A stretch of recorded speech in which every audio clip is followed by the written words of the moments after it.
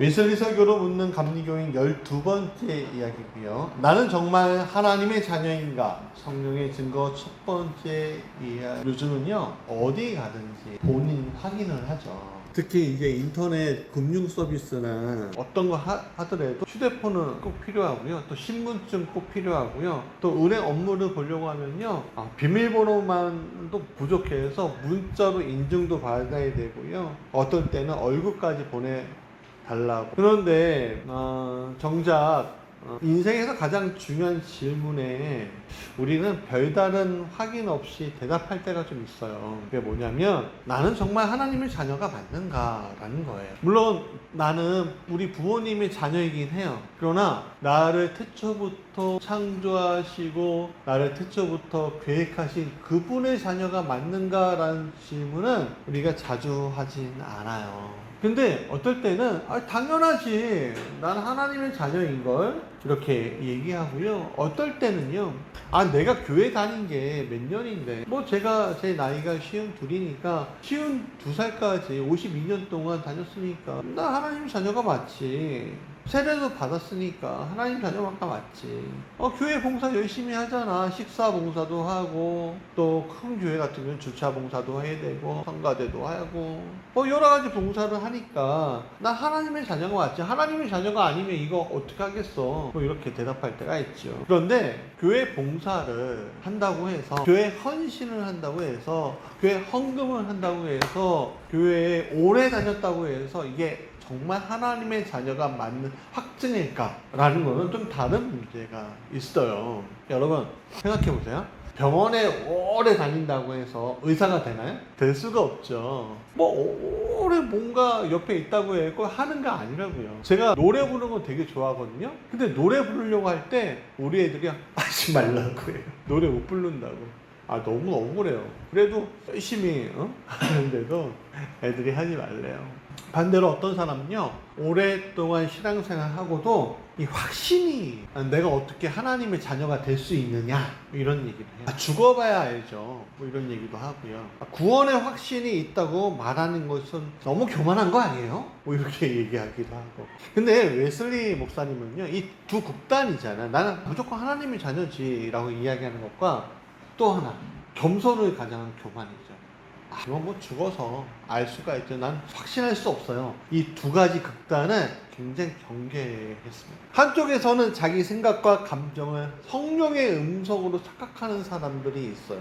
삶은 여전히 죄 지배 아래 있으면서도 이렇게 말해요. 나는 하나님의 자녀예요. 이렇게 성령께서 그렇게 나한테 말씀하고 계세요. 이렇게 해요. 근데 웨슬리 목사님은 이것을 굉장히 위험한 자기 기만이라고 해요. 자기 상상의 소리를, 그러니까 자기가, 여러분 그거 아세요? 자기 생각이 성령의 음성으로 들린다고 생각하는 사람들이 엄청 많아요, 우리나라에. 그래서 너무 안타깝게도 이게 한국 학자들이 얘기하는 거예요. 한국 학자들이 뭐라고 하냐면 우리나라 사람들 모두가 다 무당이라는 거예요. 신적인 뭐가 있대요. 그래서 자주 영의 음성을 듣는다고 착각한다는 거예요. 그래서 한국 교회가 발전하는데 기여는 했다는 거예요. 그러나 중요한 게 이 한국 교회가 발전할 때 정말 성령의 음성을 듣고 하는 분들도 많이 있지만 무속적인 마음으로 무속의 영을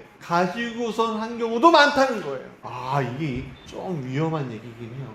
옛날에 그런 거 있잖아요. 랄랄랄랄랄랄라 하지 않으면 구원받지 못한 거라고. 그런 얘기 있잖아요. 요즘에 그래요? 옛날에 그런 거 있잖아요. 목사님이 정품! 그러면 딱 쓰러져야지만 하나님의 음성을 듣고 하나님의 자녀라고 생각하고 그랬잖아요. 저는 전도사 시절에 어떤 남미에서 사역하는 선교사님이 오셔서 부흥회 한다고 해서 부흥회 딱 했는데 이분이 그런 거예요. 받아라! 성령의 금가루! 보여야 되고 이빨이 금 이빨로 바뀌어야 되고 그래야지 하나님의 사람이라는 거예요. 제가 목회를 하고 나니까 다 이게 무당짓이에요. 무당짓. 여러분 이게 더 발전하면 뭐가 돼요? 사이비가 되는 거예요.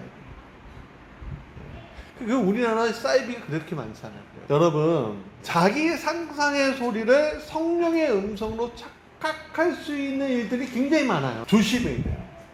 또 때로는 다른 반대편은 이런 잘못이 두려워서 성령께서 오늘도 믿는 사람에게 그 마음에 주시는 구원의 확신을 그 사실 자체를 부인하는 분들도 있다니까요. 어떤 분들은 이런 거 있잖아요. 우리 교회의 전통은 조용하게 기도하는 겁니다. 방언하지 마십시오. 조용하게 기도하셔야 합니다. 그런 경우도 있고, 교회 시가 막 뜨거워지면 뜨거워지는 것을 경계하는 분들이 너무 많아요. 그러니까 자기 기만도 경계해야 되고요, 하나님의 자녀에게 주시는 성령의 증거까지 포기해서도 안 되고요. 그럼 뭐 어떻게 해야 되는 거냐? 오늘 성경 본문은 정확하게 말씀하세요. 성령이 친히 우리의 영과 더불어 우리가 하나님의 자녀인 것을 증언하노니 라고 얘기해요. 성령께서 우리가 하나님의 자녀라는 사실을 우리 마음 가운데 증거하고 있다, 그렇게 말씀하시는 거예요. 그게 뭐냐? 내 양심과 변화된 그것이 증거다라고 얘기하는 거예요. 그러니까 성령의 증거는 날랄랄라 한다고 했고, 성령의 증거가 아니라 내 마음속에 하나님이 들어와 계시니까 내 삶이 어긋났던 삶이 바로 가는 게 바로 성령의 증거다라고 말씀하고 있는 거예요. 여러분, 나는 교회에 다니고 있는가? 나는 구원받았다고 느끼는가? 나는 다른 사람보다 착하게 살고 있는가? 라는 것을 질문할 게 아니라, 성령께서 내 안에 내가 하나님의 자녀인 것을 증거하고 계신가? 그리고 내 삶에는 하나님의 자녀다운 열매가 나타나고 있는가? 그게 중요하다는 거예요.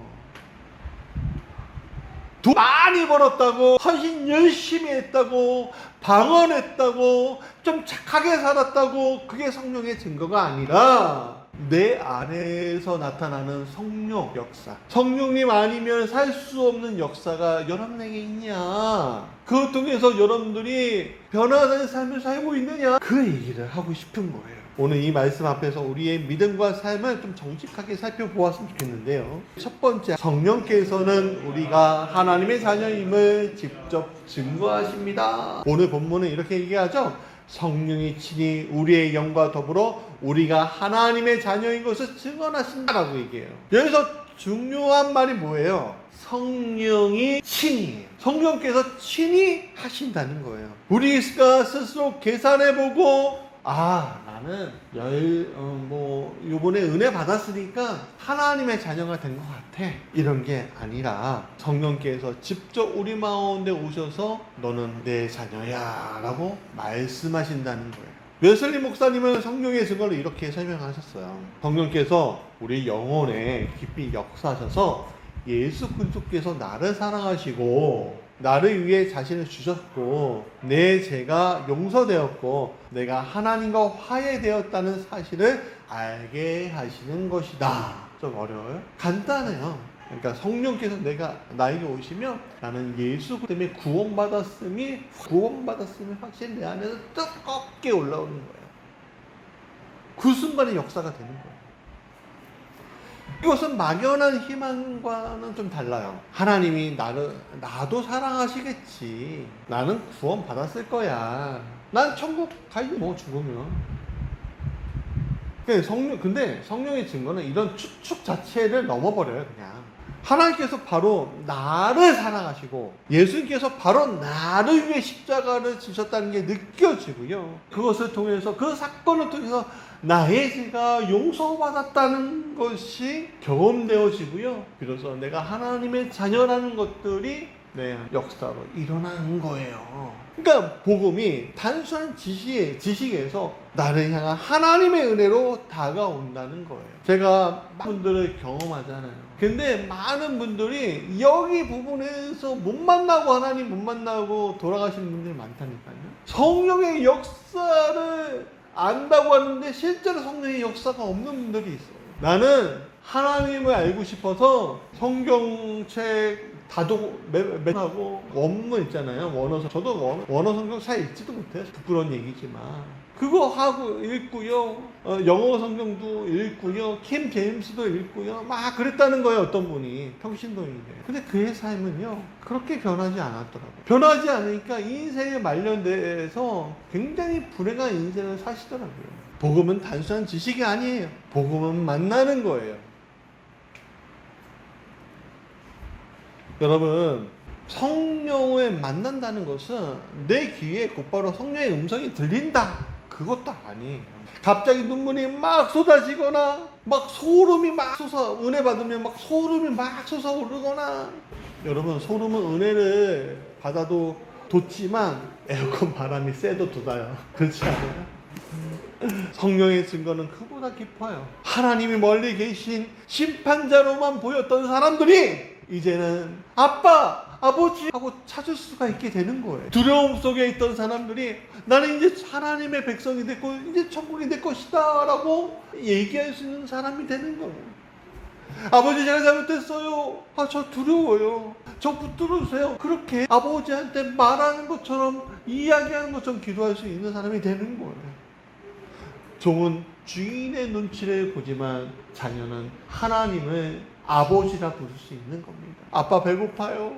그러면 아빠는 뭐 해야 돼요? 열심히 일해. 아빠, 내일 학비가 필요해요. 학원비가 필요해요. 그러면 아빠는 어떻게 해야 돼요? 어떻게든 일해. 어떻게든 돈을 구해고 학비 보내는 거잖아요. 네? 빚을 져서라도 우리 아이가 공부하겠다는데 아빠가 멀리서 야, 네 벌어갖고 네가 알아서 해야지 라고 하는 사람이 어디 있어요. 사랑하는 여러분, 우리가 자녀이기 때문에 그런 거예요. 성령께서 우리로 하여금 하나님 앞에서 종처럼 거래하게 하시는 분이 아니에요. 예수 그리스도의 은혜를 의지하여 하나님을 아버지라 부르게 하시고 그 아버지의 역할을 우리에게 해 주시는 거예요. 성경은 말해요. 우리가 사랑함은 그가 먼저 우리를 사랑하였기 때문이다. 그가 먼저 하셨다는 거예요. 여러분, 성령께서 하나님이 먼저 나를 사랑하셨기 때문에 그 사실이 깨달아지는 그 순간에 감사가 절로 나올 수밖에 없는 거죠. 성령의 증거는 우리가 완벽하다는 증거가 아닙니다. 우리의 과거에 잘못이 없다는 증거도 아니죠. 예수 그리스도의 십자가로 내 죄가 용서되었고 하나님께서 나를 자신의 자녀로 받아주셨다는 증거가 성령의 증거입니다. 여러분, 우리는 구원에 대해서 평생 아마도 받았겠지, 아마도 난 천국 갈 거야, 아마도 하나님의 자녀겠지 라는 그 아마도를 허락하지 않으십니다. 성령께서는 오늘 우리 마음에 증거해 주셔요. 야, 너는 버림받은 사람이 아니야. 종이 아니야. 내 자녀야. 너를 위해 내가 죽었어. 그 믿음이 여러분들 가운데 있게 간절히 원합니다. 두 번째, 우리의 양심은 변화된 삶을 통해 그 증거로 확인합니다. 자, 성령을 통해서 하나님이 우리의 마음 가운데 자녀라는 그 사실에 확증이 되면요, 우리는요 가만히 있을 수가 없어요. 가만히 있을 수가 없어요. 여러분, 사실 웨슬리 목사님 이렇게 얘기해요. 그 확신의 마음속에 느끼로만 끝나서는 안 됩니다. 성령의 증거와 함께 우리의 영의 증거, 곧 양심의 증거가 있어야 합니다 라고 얘기하거든요. 이게 무슨 말이냐면, 성령의 증거가 있는 사람은 이제 양심의 증거에 따라 살아가야 돼, 이렇게 얘기해요. 착하게 살아야지, 선하게 살아야지, 사명대로 살아야지, 그렇게 얘기해요. 근데요, 여러분, 제가 하나님을 경험해 보니까 진짜 신기한 게 뭔지 아세요? 내가 하나님의 자녀라는 그 확신이 있으면요, 내 몸이요 스스로 움직이게, 양심의 증거대로 움직인다니까요. 물론 제 안에 제 관성이 나만은 있어요. 부정하지 않아요. 저도 마음속에 못된 마음도 있고요, 못된 짓거리도 있고요, 못된 것들도 많아요. 하나님 보시기에 완악한 인생이에요. 그러나 성령이 그 마음을 감찰할 때 저는요, 그거에 대해서 가만히 있지 못해요. 하나님 죄송해요 부터 나오지. 하나님 잘못했어요 라고 나오는 거예요. 다윗이 우리아의 아내 밧세바를 취할 때 그는요 모르는 줄 알았어요. 하나님도 모르고요, 세상도 모르는 줄 알았어요. 그러나 하나님이 나단을 통해서 말씀하시잖아요. 그 순간 그가 어떻게 했어요? 회개하잖아요. 회개해요. 여러분, 그 일 때문에 자녀들 위해 자기가 왕이 있을 때 말년에 아들들이 서로 죽이고 또 왕자에서 쫓겨나기도 하고 막 그러잖아요. 그리고 자기 사후에 솔로몬이 왕이 됐지만 그 다음에 두 쪽으로 갈라지잖아요, 왕국이. 근데 왜 다윗은 예수님의 조상이 되었을까요? 그렇게 문제가 있는 사람입니다. 단순해요. 그가 믿음의 사람이었기 때문에, 하나님의 자녀였기 때문에. 하나님의 자녀인 사람은 그 마음가운데 자기의 잘못을 인정하고 그 대가를 받을 준비를 해요. 여러분, 내 죄를 예수님께서 도말해 주셨지만 제 흔적들은 어떨 때는 대가를 치를 수가 있어요. 근데 그가 치르는 것조차 하나님 때문에 기뻐하면서 하는, 내 스스로가 나 하나님께 용서받았으니까 다 치유가 됐어요 라고 이야기하는 사람은 거짓된 거예요. 사랑하는 여러분, 우리가 자녀가 부모를 사랑하고 부모를 존경하면 어떻게 하려고 해요? 닮아가려고 하잖아요. 마찬가지. 내가 하나님을 사랑하면 닮아가는 거예요. 그래서 말하잖아요. 우리는 뭐가 되어야 된대요? 작은 예수가 되어야 합니다. 그렇게 얘기하는 거죠. 하나님의 자녀는 아버지를 닮아갈 수밖에 없어요. 아버지께서 나를 사랑하신 것처럼 이웃을 사랑할 수밖에 없게 돼요. 하나님께서 나를 긍휼히 품으신 것처럼 이웃을 자비한 눈길로 긍휼하게 품을 수 있게 되는 게 자녀예요. 그냥 저절로 돼요. 관성이 있어서 실수할 수도 있고 잘못된 길을 선택할 수 있지만 회개하고 돌아오려고 한다는 거예요. 착한 일을 많이 해서 하나님의 자녀가 되면 얼마나 좋겠어요. 편하죠. 근데 그건 율법의 자녀. 헌금을 많이 해서 하나님의 자녀가 될 수 있으면 얼마나 좋겠어요. 그러나 그것도 율법의 자녀예요. 하나님의 자녀는 무엇인가 만드는 것이 아니라 그 자체가 하나님의 자녀가 되고, 하나님의 자녀 된 사람은 그 사람에게 잘못된 것을 보고서 깨닫게 되면 돌아오게 되는 거예요. 그게 바로 천국의 백성의 모습인 거예요. 그게 바로 구원받은 사람의 모습이고 변화된 양심의 삶이라는 거예요. 요한일서에서 이렇게 말씀하세요. 우리가 그의 계명을 지키면 이로써 우리가 그를 아는 줄로 알 것이요. 요한일서 2장 3절의 말씀. 또 3장 14절에 우리는 형제를 사랑함으로 사망에서 옮겨 생명으로 들어간 줄 알거니와, 이렇게.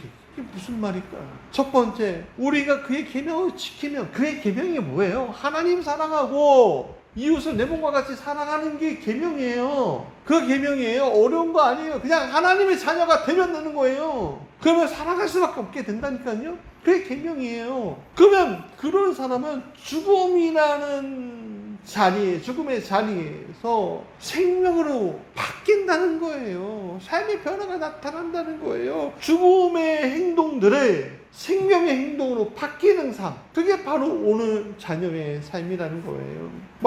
오늘 제가 설교하면서 이 설교는 나는 이거 내가 맞는 것 같은데 내 자녀가 들어야 한다. 아이고, 내 누군가가 들어야 되는데, 내 남편이 들어야 되는데, 이렇게 생각하지 마시라는 거예요. 분명히 또 이렇게 생각하십니다. 다들 노려보면서 얘기하신 것 같아요. 여러분, 그렇지 않아요. 여러분의 삶은 내가 어떻게 알아요? 그 속마음까지 하나님만이 아시죠. 여러분, 하나님 말씀은 옆 사람을 비추는 손전등이 아니라 먼저 내 모습을 비추는 거울입니다. 그렇기 때문에 우리는 물어야 해요. 성령께서 내 안에 어떤 변화를 이루고 계시지? 내 말과 행동이 어떤 변화가 나타나고 있지? 내 믿음에는 어떤 증거들이 있는 거, 여러분. 하나님 내 안에서 역사하고 있다는 그 사실, 그것을 여러분 붙잡아 주시길 간절히 원합니다. 세 번째, 참된 성령의 증거는 반드시 겸손과 사랑과 순종의 열매를 맺습니다. 웨슬리 목사님이 가장 경계하는 것, 아까 말씀드렸다시피 자기 소리를 성령의 음성으로 듣는 거였어요. 근데 여러분, 그거 굉장히 위험해서 어디로 빠진다고 했어요? 사이비로 빠진다고 말씀드렸죠? 여러분, 제일 중요한 거는요, 성령의 음성을 듣는 사람들은요, 증거가 있는 사람들은 먼저 겸손하게 진짜 여러분, 목사 됐다고 겸손이 그냥 오는 게 아니에요. 내가 장로 됐다고, 내가 권사 됐다고, 내가 오래 다녔다고 겸손이 그냥 오는 게 아니에요. 여러분, 내가 목사 자녀라고 해서 겸손히 그냥 오면 얼마나 좋겠어요. 물론 하나님 성품 그렇게 많이 바뀌지 않아요. 참 이게 안타까워. 이게 참 모르더라고요. 여러분, 내가 참 안타까운 게 많은 목사님들이, 비판하고 싶은 게 아니에요, 많은 목사님들이 왕이 되려고 그래. 하나님이 왕이시라고 하면서 자기가 왕이 되려고 그래. 왜? 왕이 되면 편하거든요. 그래서 되게 카리스마 있게 목회하고 싶어요. 내 말 한마디면 모두가 딱딱딱딱 움직이고, 내가 한번 눈빛을 딱 주면요, 목사님은 영이 깊으신 것 같아, 내 속마음을 다 보시는 것 같아, 그렇게 되게 원한다니까요. 여러분, 저는 영이 없으실 것 같아요.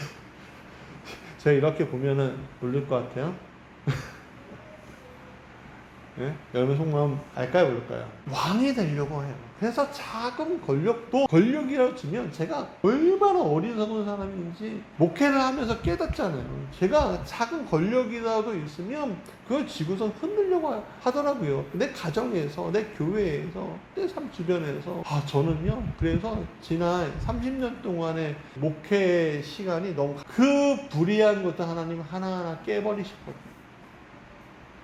왕이 되려고 막 휘두르는 것은 성령께서 내 안에 증거하셔서, 야, 너 그거 아니야 하고서 깨닫게 하신 경우들이 너무 많았어. 자격 없는 나를 자녀로 받아주시는 것만 해도 감사합니다. 내가 어떻게 다른 사람들을 판단하겠어요. 그래서 제가 목회하면서 깨닫는 건 뭐냐면, 판단의 자리를 빨리 내려와야 되겠다. 그런데 참 이상하죠. 제 간성은요, 또 판단의 자리에 올라가게 되고, 또 올라가게 되고, 또 내려가고, 또 내려가고. 참 집 안에서는요, 그 일이 계속 일어나는 거예요. 애들하고 대화하다 보면 내가 잘못한 게 얼마나 많은지 알게 되고 회개하게 돼요. 미안하다. 벌써 미안하다는 말은 100번도 더 했을 것 같아요. 그런 사람이라. 성령의 증거는 겸손이에요. 교만이 아니고, 거만이 아니고, 아무 충고에 받지 않고, 자기 생각에 반대하는 사람들은 요즘에는 어떻게 매도하는지 아세요? 저 신천지지 그래요.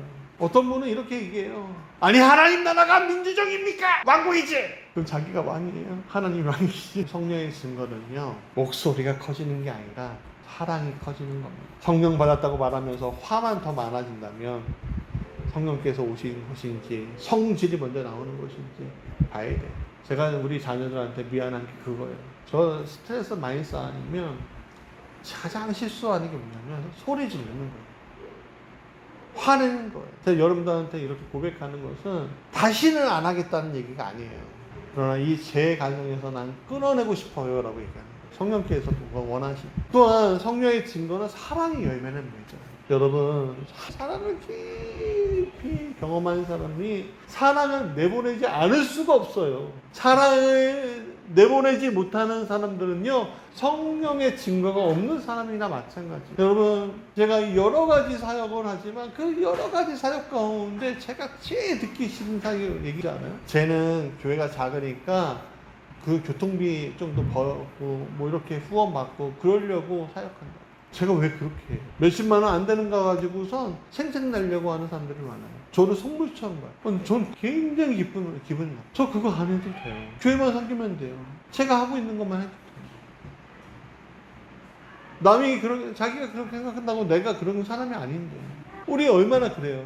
저는요, 제가 느끼는 하나님은요, 10원짜리 한 장 때문에 움직이는 분이 아니에요. 그 사랑으로 나를 움직이시는 분이에요. 그래서 나는 날마다 오늘도 오네요, 내일도 오네 있고서 난 믿는다고 얘기하는 거예요.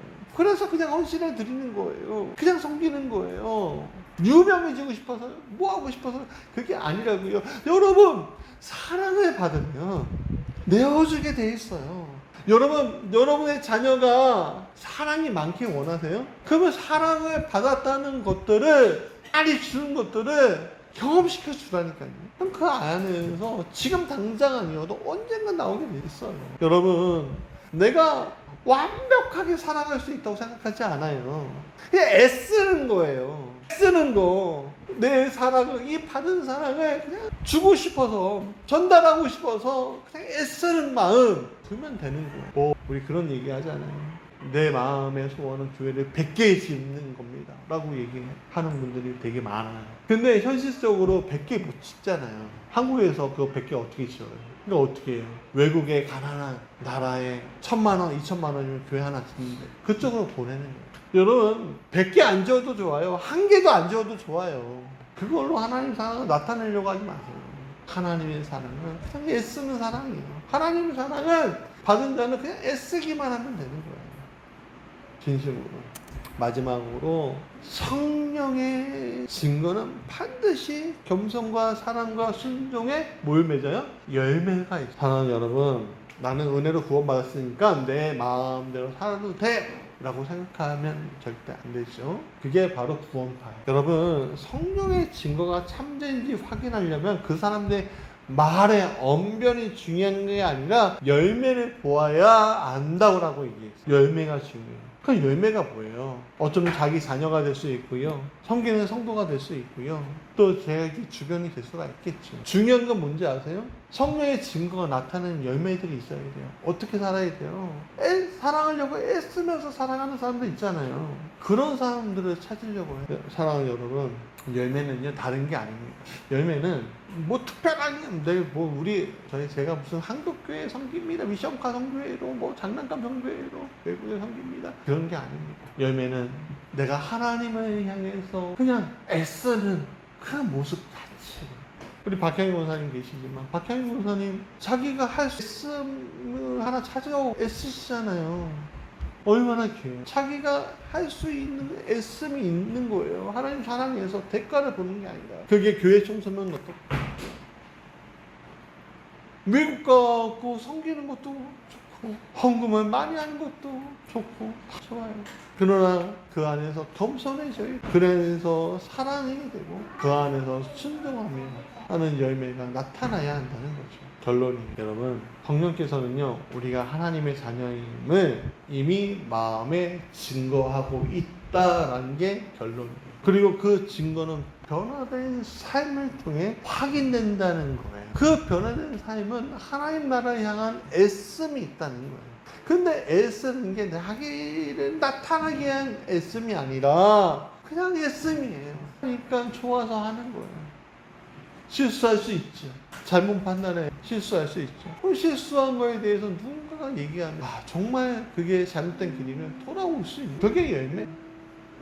하나님 나에게 엄청난 것을 기대할 때도 있어요.